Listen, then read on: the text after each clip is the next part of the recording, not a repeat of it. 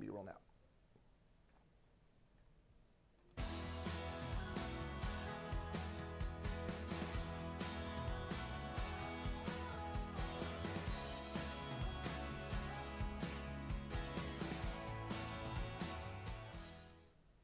Hi everyone, BC Politics, crazy as always. I'm Jordan Bateman, ICBA Vice President Communications, and this is the BC Poly Hot Stove, joined in Victoria by the less comfortably dressed Maclean K, editor-in-chief of the Orca. Jordan, it has been a busy few days. How are you? Good. You're okay. Maclean has sprinted from the Rose Garden where the Premier of British Columbia was giving a press conference in response to a press conference given by the Premier of Alberta in response to a phone call they had this morning in response to an act of the cabinet that was brought in Alberta last night.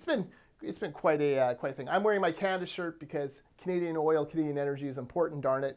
And we need to remember Canada first. Let's not be worried about so much about our inter-provincial bickering. But Maclean, yesterday, brand new cabinet, Jason Kenney cabinet in Alberta. They finally proclaimed into law the legislation passed by the former Premier Rachel Notley. At any time, the Premier of Alberta has the power now to literally turn off the taps of refined fuels oil flowing into the Lower Mainland, and John Horgan ain't a fan.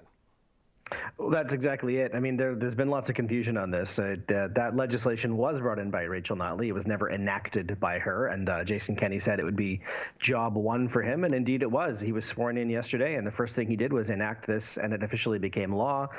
In response, BC has filed a claim in courts, basically saying that it is unconstitutional. I believe the court date is May 7th, although I don't have that in front of me, and so we will find out shortly what both provinces' respective plans are. Yes, one could say that John Horgan will be forced to put his cards on the table. I know in the press conference he constantly referred to keeping them close to the vest.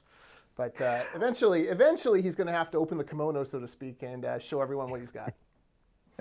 It's a terrible, terrible visual that we're just going to move right past that. But yes, I mean, the parallels to the other argument between BC and Alberta are just so strikingly obvious. And in fact, they are the same argument, only in reverse, where BC is alleging that Alberta cannot increase oil, but is now simultaneously arguing that it cannot decrease oil. Like Goldilocks, BC apparently has the magic exact right amount of oil, and it must not be deviated from. Yeah, except the fact that we're paying $1.75 a liter for our gasoline out of that oil, so clearly something is broken. I have a theory on this. I know that Rachel Notley, Premier of NDP, former NDP Premier, in her transition meeting with Jason Kenney, tried desperately to talk him out of proclaiming the law. Like, wait until you're actually ready to pull the trigger and stop the flow of oil. Don't load the gun and not fire it. Here's the thing.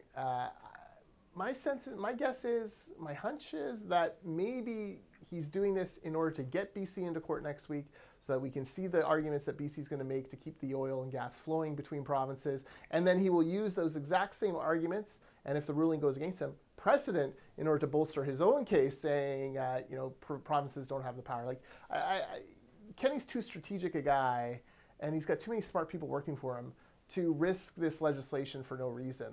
Like, this is the major weapon he has against British Columbia. He's not just going to risk it on a whim. I honestly think that the plan is to get them on the record in court, creating arguments that they can then cite if the decision goes against them. Well, you're exactly right. I mean, but you don't have to like Jason Kenney. And in fact, John Horgan mentioned this in his press conference today. Jason Kenney's a smart guy, and he is a very strategic thinker, and he's not one given to empty bluster. And so you're probably quite right to suspect there is some plan. Now, whether it'll work or not, or whether you agree with it or not, are two separate arguments. But I don't think this is just empty, dare I say, Trumpian gesturing. They think they know what they're doing in Edmonton. Yeah, no, I agree. So it'd be very interesting to see where it goes from here. I know that Horgan said they laughed together on the phone, the two of them. Maybe Horgan's going to invite him out to a rugby match. That seems to be his place where he likes to court the guys that he's got to try to lock down for something. But look, the bottom line here, actually, why don't you talk about this kind of weird sort of hint of an out that Horgan gave, and then I will debunk why he's full of it. Very well. That's kind of a good summary of our roles in this podcast, yes. anyway. Now, I should be totally clear. Horgan did not explicitly say what I'm about to outline. In fact, Rob Shaw, in his question, tried to he said he was trying to string together Horgan's answers to form sort of a coherent glimpse into what might come. And essentially, and I'm going to condense a bit here, but essentially it was that Horgan might be open to revisiting his hard stance against Trans Mountain expansion, provided that expansion did not serve to export bitumen to Asia, but to serve the gasoline needs of the Lower Mainland. Now, Horgan said, "I'm playing poker. I'm not going to show you my hands," but obviously you disagree. Yeah, I do disagree. Listen, part of the case for this pipeline has been the fact that you could move the heavy oil into the brand new line. The current line gets an upgrade. It's going to have increased capacity, but also it's going to have some space free for other products to go shoot down the line. This can happen, and it should happen, and it will happen. The problem is, the government has promised the Green Party that they'll use every tool in the toolkit to fight Trans Mountain. You'll notice in the governing agreement between the Greens and the NDP, there's no talk of what that pipeline is for. My belief is you could actually put water through that pipeline and Andrew Weaver would still oppose it because this is like a important issue, maybe the most important issue, the final most important issue to his surviving band of supporters. So, why... I'm just so skeptical of Horgan's motives and all this. It seems to me, here's a guy who generally has been on, for blue-collar workers, for construction projects, has never been reflexively anti-energy. The LNG Canada is here, Site C is here. These are things that his party ran against, yet somehow he's managed to kind of limp them through. Why on earth,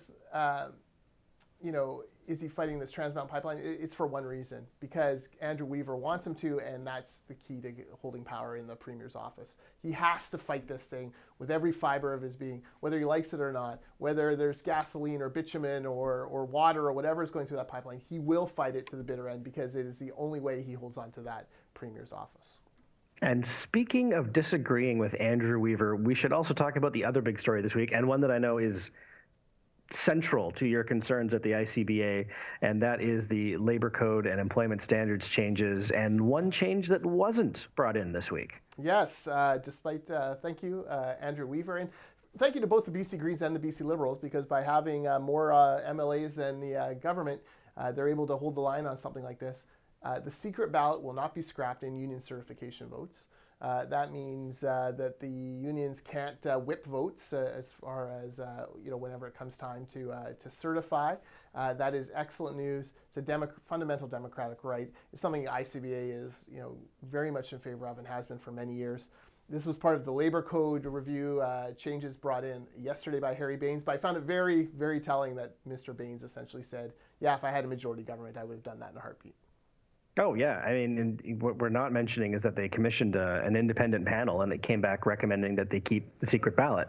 And yet still, I guess to his credit, Bains admitted that he would have ignored it if he was able to, and rammed it through. And you know what? As a quick point of digression, it's probably worth for our watchers/listeners who may not have ever worked in a unionized workforce, or maybe started from scratch in a unionized workforce. But for most of us, I think we take a secret ballot for granted. But can you explain sort of a card check system and what that actually means? Yeah, essentially what Harry Bains' world would want in his majority government land, God help us, is a union could go to a workplace, and if 50% plus one of the employees signed a little card, they would automatically be certified as a union. What happens now is I think they have to have 40% signatures on a little card or a piece of paper saying we'd like to do a union. Then there is a waiting period. There's a 10 regular day waiting period at this point, where labor relations comes in, manages the communications between the employers and the union and the employees, gives a sort of there's a couple hour presentation for each. They give their both sides, and then they watch and monitor a vote, a secret ballot vote. At the end of it, if 50% plus one want to go union, then they go union. What would happen in card check land, in NDP majority land, is basically that chance to actually quietly debate the issue and look at both sides would be annihilated. And if they signed a card, and you can imagine the kind of peer pressure that would go on, Maclean, you got to sign this. Come on, Maclean, you got to sign this. Especially given the fact that some of these guys have power over scheduling of other guys and of other folks, men and women. It can be very awkward. There's no rules that it has to be signed at work. You could follow someone home. You could get them at the bar. Get them at your kid's soccer game. There's all kinds of these sort of stories. You don't have that protection of the Labor Relations Bureau, make sure everything is fine. So, yeah, it's a big. It's one of those things that it's a big change. I think yesterday, or in one of the papers, they talk about how there's a 9% difference in unionization success rates between secret ballot and card check jurisdictions. So 9% more for card check than you would normally have in secret ballot. It's actually quite a bit higher than that. The Manning Institute's done some really interesting papers on this, and it's shown cases where they had 50% of people sign cards demanding a union, and then literally not a single one of those workers in a secret ballot voted for that same union a few years later. So, you got to give people the facts. You can't just have one side skewing facts and, bullying people into signing cards. This is a fair system. There's some other changes in this labor code. Baines is cutting that 10-day period from 10 normal days to 5 working days. Which they wanted to make 5 days, period. Yes. And then were called out, and they said it was an innocent mistake. Yeah. But they added in business at the last minute. Yeah, and obviously there's some, you want to make sure that both sides have the chance to communicate with their employees. Of course. And for some employers, you don't know. Like, some employers have no idea that these cards are being signed until they get the official notification. So, you want to give them time to prepare and just, at least be able to give the best case possible to their employees. There's some other things. The Labor Board has said now we'll have the ability to actually impose certification. So if an employer monkeys around with it, and threatens or bribes or does something untoward during that 5 working day, it would result in automatic union certification. So that will kind of, again, help protect the sanctity of the process. I found it interesting. Like, Baines says he's going to take quintuple, like 5 times the fines under the labor code for employers. That's first of all, I don't know why 5 times and not 4 times or 6 times or 10 times, but that's a big hammer to swing. And then finally, and this is kind of important to ICBA, construction is going to be treated differently. This is actually very bad for unionized construction environments. The building trades unions, who are the kind of the core of the NDP support, the 19 building trades unions who were given the monopoly on the Patello Bridge and other sweetheart deals, they hate the progressive unions like CLAC, like the Canada West Construction Union. They don't consider them real unions. They want to raid them. Now they will be given the opportunity to raid them every summer. This is going to cause major problems on work sites where you're essentially going to have union election campaigns every single year. They can do it in the first year of an agreement, so you don't even know how the agreement's working really yet, and the union will already be there trying to pluck up or poach other union members. That will be really ugly, and it'll be something that I think they'll regret. All right, can you hear me? Oh boy, we have lost Maclean. I'm just going over to my computer. He's reconnecting. And pardon me everyone, this is kind of funny. We've never had this happen before where we've been disconnected. He's coming back, he's coming back.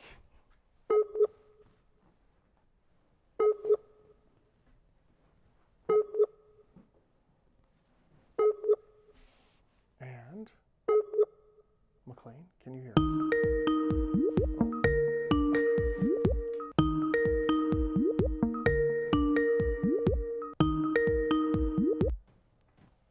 Maclean, can you hear us?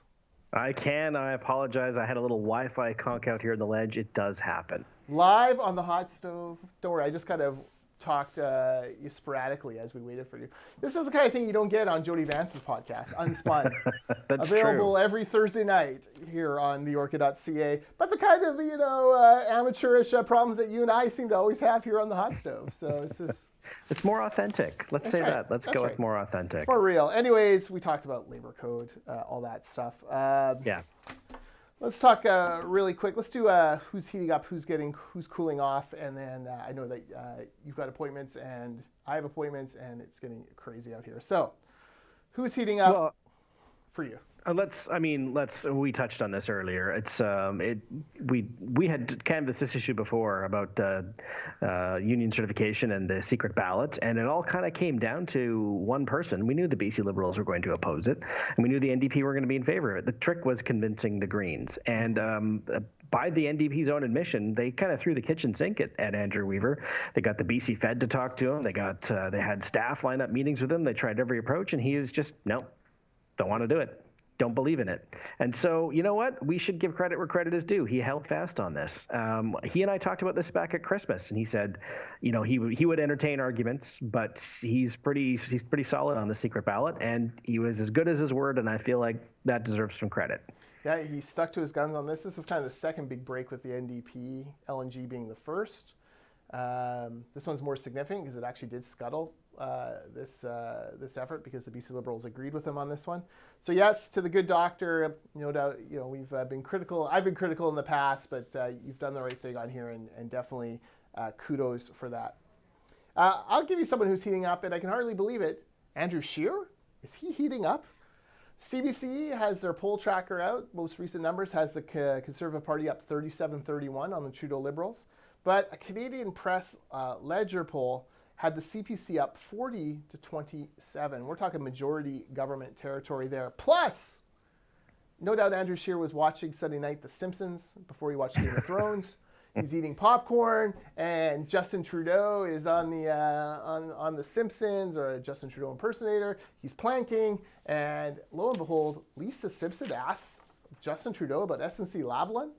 This literally really happened, and then Trudeau kind of like planked his way out of the office, so he would have to avoid questions. It's not a great look, even in parody, for the sock-wearing prime minister. So. Well, and it's a glimpse into just how big this story was. I mean, if it's getting referenced on The Simpsons, like they're expecting an American audience to just know what they're talking about. I mean, that gives you a sense of just how big this is. Yeah, it was weird. I mean, have you ever seen anything like that? No. I think, who's the last Canadian we saw on The Simpsons? I'll tell you who, Bret the Hitman Hart. That's who. Hey, hopefully there's been one since then, but I do remember that episode. The best there is, the best there was, the best there ever will be. He tried to buy Mr. Burns' mansion, but was it the smell or something? Yeah, and it was next door to the Shrieking Sheik or something like that. That's right. That guy was bad news. I kind of wish that it had been Shawn Michaels next door. But it was still too soon to It was. Too soon to do all that. All right, who's cooling off? And my submission on this one was so good that you couldn't possibly top it. So I'll tell you who's cold. Metro Vancouver, the regional government here in the Lower Mainland, they have come out with new mascots for their Don't Flush Stuff Down the Toilet campaign. The mascots are literally a big, stuffy, dancing pee. Just say it. Say the word. And a big, stuffy poop. It's Pee and Poo. Those are their mascots. Poor Richard Stewart and other mayors doing interviews last night on Global News Hour. You dream your whole life as a politician being on the News Hour and talking about the things that are important to you. And behind you are dancing Pee and Poo. I mean, you're right. I couldn't possibly top that. Anything else just seems ridiculous to even possibly mention as something colder than that. It's how do you defend this? How do you get away with not giving them, charming First Nations inspired names? How do you? I mean, it's just you can't win on this file. It's literally a talking piece of poo and a talking drop. I don't know if they talk. They dance, but they do. They dance. You're right. It's really weird, but. We should mention, it's not even original. I mean, this is very derivative of the late great Mr. Floaty, the walking around piece of poo that helped convince Victoria taxpayers that they need to pony up $1 billion and build a secondary or tertiary sewage treatment plant. Mr. Floaty, if you're out there, you should be suing Metro Vancouver. This is your retirement plan here. You let me know, and when you do, ICBA, we will file as interveners because we just do that, and I will find some sort of excuse, construction-related, to side with you in this terrible, terrible trademark infringement that we're seeing by Metro Vancouver. And by finishing up, you won. You beat me. You correctly predicted one death in last week's Game of Thrones episode. I was 0 for 3.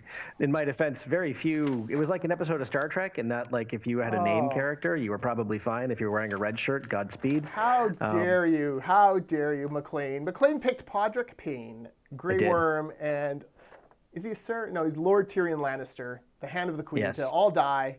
None of them did. That's a big 0 for 3. I picked Lord Varys, Sarah Brienne, and God bless him, Lord Theon Greyjoy, who did take one for the team, my team. He did. And the team of the living.